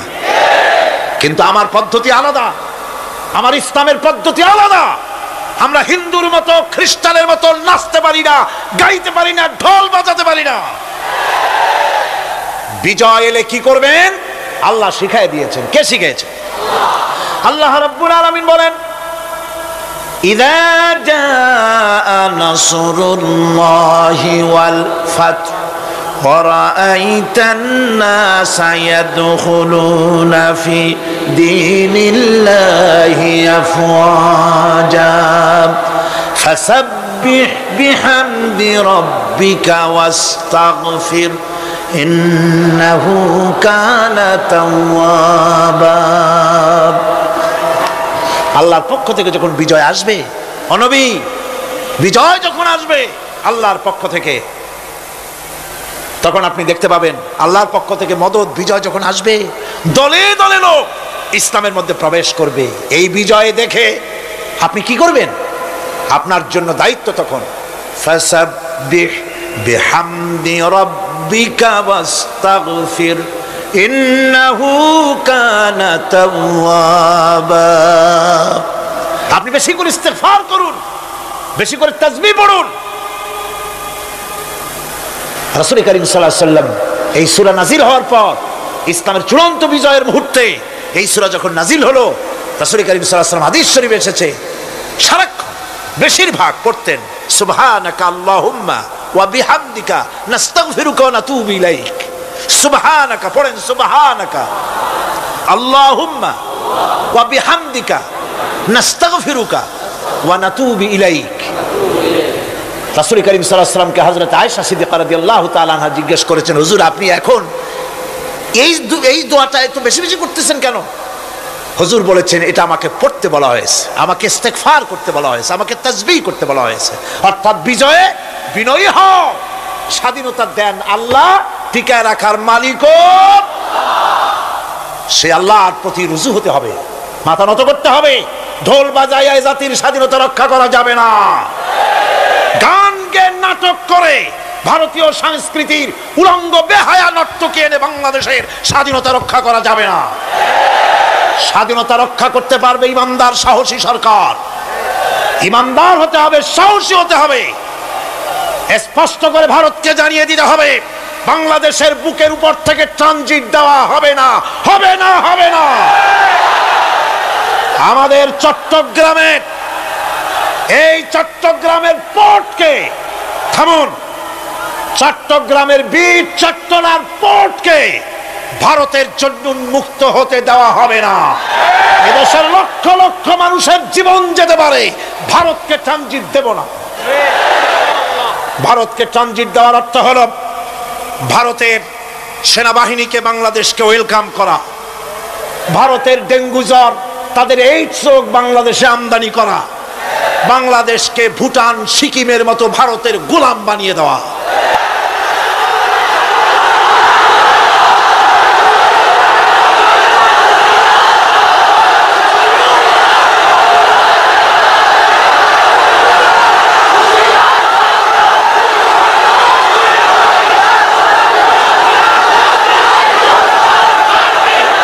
বন্ধুগণ, বন্ধুগণ, আমি বলতেছিলাম থামুন। গায়রিল মাগদুবি আলাইহিম ওয়ালাদ-দাল্লিন, খ্রিস্টান, ইহুদি, হিন্দু, মুশরিক কার অনুসরণ করব না। অনুসরণ করব কয় শ্রেণীর? 4 শ্রেণীর। নবিয়্যিন, সিদ্দিকিন, শুহাদা, সালেহিন। কোন আলহামদুলিল্লাহ। এরপর আমরা মুসলমান, কিন্তু আমাদের বিবাহ অনুষ্ঠান যখন হয়, এই বিবাহ অনুষ্ঠানগুলি আমরা কি মুসলমানদের মতো করি? জবাব চাই, করি? আপনারা যে হলুদ অনুষ্ঠান করেন, শরীয়তের কোন জায়গায় আছে? এই হলুদ অনুষ্ঠান হিন্দুদের কাছ থেকে আমদানি হয়েছে। একটা হলুদ অনুষ্ঠানে যা খরচ হয় তা দিয়ে 6টা বিয়ে করানো যায়। সুতরাং আজ থেকে তওবা করুন, আমরা আর হলুদ অনুষ্ঠান করব না। রাজি আছেন? রাজি আছেন? বিবাহের নামে অপসংস্কৃতির জায়গা আমরা করে দিতে পারি না। যৌতুক যেমন হারাম, গত মাহফিলে বলেছি, মনে আছে না? মনে আছে কিনা? যৌতুক যেমন হারাম। যৌতুক কি আপনারা নেবেন নাকি? মেয়েওয়ালাদের উপরে চাপ সৃষ্টি করবেন না, জায়েজ নাই। মেয়েওয়ালারা যদি ইচ্ছে করে কিছু দেয়, নিবেন। আমি তো আশা করেছিলাম যে সংসদ নেত্রী, প্রধানমন্ত্রী মহিলা, বিরোধী দলীয় নেত্রীও মহিলা, সুতরাং মহিলাদের উপরে তাদের দরদের খাতিরেই তারা যৌতুক বিল উত্থাপন করবেন, কিন্তু তারা করেন নাই। তাদের উচিত ছিল যৌতুককে ঝাঁটা মেরে বঙ্গোপসাগরে ফেলে দেওয়া, ওনারা তা করেন নাই। কিন্তু আমি ইনশাআল্লাহ সংসদে যৌতুক বিল জমা দেব ইনশাআল্লাহ। আমি একা অথবা আমরা 3 জন যাই হই, সংসদে আমি কখনো একাকিত্ব ফিল করি না, কারণ আল্লাহ রাব্বুল আলামিন আমার সাথে আছেন। এই যৌতুক বিরোধী বিল উত্থাপন করে যৌতুক বন্ধ করতে হবে। 2 নম্বরের কথা হচ্ছে, মেয়েওয়ালারা তারাও আবার একটা খারাপ কাজ শুরু করেছেন, সেটা হলো বেশি পরিমাণের মহারানা চাপায় দেওয়া। মহারানা এটা শরীয়ত কোনো বান্ধে টেন্দে দেয় নাই। ছেলেপক্ষ যদ্দূর দিতে পারে সেইটা মেয়েওয়ালাদের আন্দাজ থাকা উচিত। অহেতুক যৌতুক, অহেতুক মহারানা চাপায় দিবেন না। এটা একটি ট্র্যাডিশন হয়েছে। 5,55,515 টাকা 1 পয়সা, এটা বাজে কাজ। 11 লক্ষ, হ্যাঁ, যদি ছেলেওয়ালা দেওয়ার মতো হয়, স্ত্রী দেন না, কোনো ক্ষতি নাই। আল্লাহ তো কোরআন শরীফে বলেছেন, তোমার বউরে যদি তুমি পাহাড় সমান সম্পদ দাও, কণা মাত্র ফিরায় নিও না। সুবহানাল্লাহ। আর মহারানার টাকাকে ফরজরূপী দায়িত্ব হিসাবে আদায় করে দাও। কাজেই যে মহারানা আদায় হতে পারে এই রকমের মহারানা দেওয়া উচিত। অতিরিক্ত চাপাই দিবেন, দিতে পারবে না, কিয়ামতের দিন ওই পুরুষটাকে আল্লাহর দরবারে জেনা আকারের কাতারে দাঁড়াতে হবে। আমাদের বিবাহ সম্পর্কে এই কথাটা বললাম, মনে রাখবেন, যৌতুক নিবেন না, আর অতিরিক্ত মহারানার বোঝাও চাপাই দিবেন না। তবে যা দিতে পারে সেই রকমই আপনারা দিবেন। এরপরে আর একটা জিনিস আমাদের দেশে চালু আছে, যা হিন্দু খ্রিস্টানদের সঙ্গে মিলে যায়, তা হচ্ছে কোনো সম্মানিত লোক মারা গেল, তার জন্য নীরব হয়ে দাঁড়ায় থাকা। আমাদের পার্লামেন্টের একজন সদস্য মারা গেলেন, সংসদে প্রস্তাব উঠলো 1 মিনিট নীরব হয়ে দাঁড়ায় থাকে। আমি বললাম, স্পিকার সাহেব, 1 মিনিট দাঁড়ায় থাকলে যদি সওয়াব হয়, তো 1 মিনিট কেন, আসুন আমরা 25 মিনিট খাড়াই থাকি। আর যদি কোনো সওয়াবই না হয়, তাহলে এই প্রহসন কেন? আমরা তো আমাদের মা বাপের কবরের কাছে গিয়া কোনোদিন ভূতের মতো খাড়াই থাকি না, সেখানে তো অবশ্যই আমরা দোয়া দুরূদ পড়ি, ঠিক কিনা? বললাম, স্পিকার সাহেব, আমার মাহফিল যদি হতো তা আমি বলতাম সূরা ফাতিহা পড়েন, ইখলাস পড়েন, দরুদ শরীফ পড়েন। এটা আপনার মাহফিল, এটার গার্ডিয়ান আপনি, এটার অভিভাবক আপনি। আপনি সকলকে বলেন সূরা ফাতিহা, সূরা ইখলাস পড়তে। মাননীয় সম্মানিত স্পিকার সাথে সাথে বললেন সকলকে, আপনারা ফাতিহা পড়েন, ইখলাস পড়েন, দরুদ শরীফ পড়েন। আলহামদুলিল্লাহ, বলেন আলহামদুলিল্লাহ। আমরা চেষ্টা করছি সংসদের ভেতরে একটা গুণগত পরিবর্তন আনার জন্য। আল্লাহ যেন তৌফিক দেন, জনগণ আমিন। ভাইরা আমার, সুতরাং এই সমস্ত হচ্ছে খ্রিস্টান ইহুদিদের কাস্টমস, তাদের ট্র্যাডিশন, এর সাথে আমাদের কোনো সম্পর্ক নাই। হিন্দুরা, খ্রিস্টানেরা কেউ মরে গেলে পরে দাঁড়ায় থাকুক, শুয়ে থাকুক, যেমনি পারে তেমনি করুক, কিন্তু আমি তো মুসলমান, আমি কি? জোরে বলেন, আমরা কি? ইসলাম যা এলাউ করে না, আমরা তা করতে পারি না। এটা যেন আমাদের সকলের মনে থাকে।